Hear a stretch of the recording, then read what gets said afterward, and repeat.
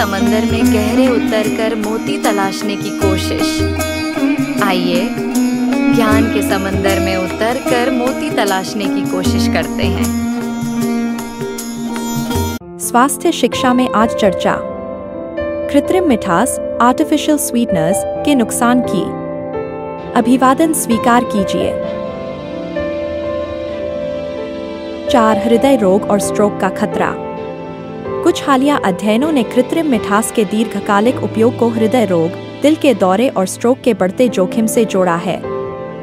उदाहरण के लिए, एरिथ्रिटोल, एक सामान्य चीनी अल्कोहल पर हुए शोध में उच्च रक्त एरिथ्रिटोल स्तर वाले लोगों में हृदय संबंधी घटनाओं का खतरा बढ़ा हुआ पाया गया।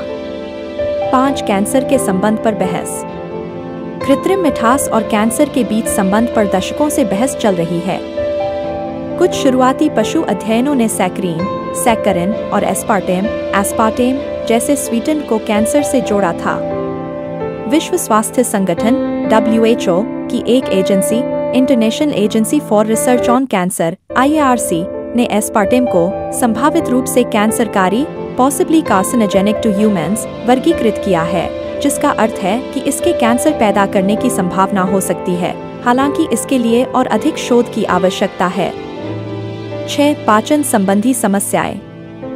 कुछ कृत्रिम मिठास, विशेष रूप से शुगर अल्कोहल जैसे सोर्बिटोल और जाइलिटोल, बड़ी मात्रा में सेवन करने पर पाचन संबंधी समस्याएं जैसे पेट फूलना, गैस, ऐंठन और दस्त का कारण बन सकती हैं, क्योंकि वे शरीर द्वारा पूरी तरह से अवशोषित नहीं होते हैं।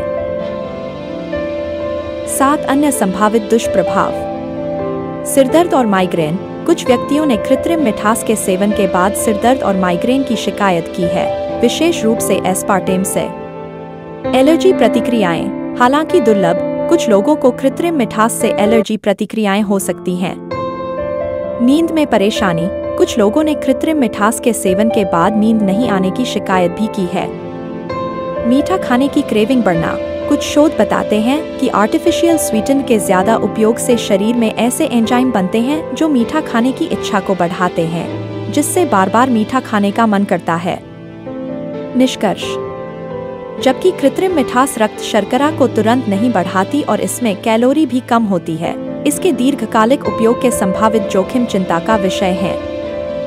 विश्व स्वास्थ्य संगठन WHO ने भी सलाह दी है कि वजन घटाने या गैर संचारी रोगों जैसे मधुमेह, हृदय रोग के जोखिम को कम करने के लिए गैर पोषक मिठास, कृत्रिम मिठास का उपयोग न किया जाए, क्योंकि लंबे समय में उनके कोई स्थायी लाभ नहीं पाए गए हैं और संभावित नुकसान देखे गए हैं। सबसे सुरक्षित तरीका यही है कि आप चीनी और कृत्रिम मिठास दोनों का सेवन कम करें और प्राकृतिक रूप से मीठे खाद्य पदार्थों जैसे फल, सूखे मेवे, सीमित मात्रा में, और शहद गुड़, बहुत कम मात्रा में, का सेवन करें।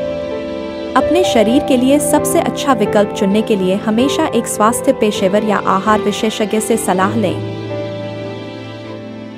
अब इजाजत दीजिए, फिर मिलेंगे एक नए विषय के साथ। तब तक अपना तथा अपनों का ख्याल रखिए। शुक्रिया।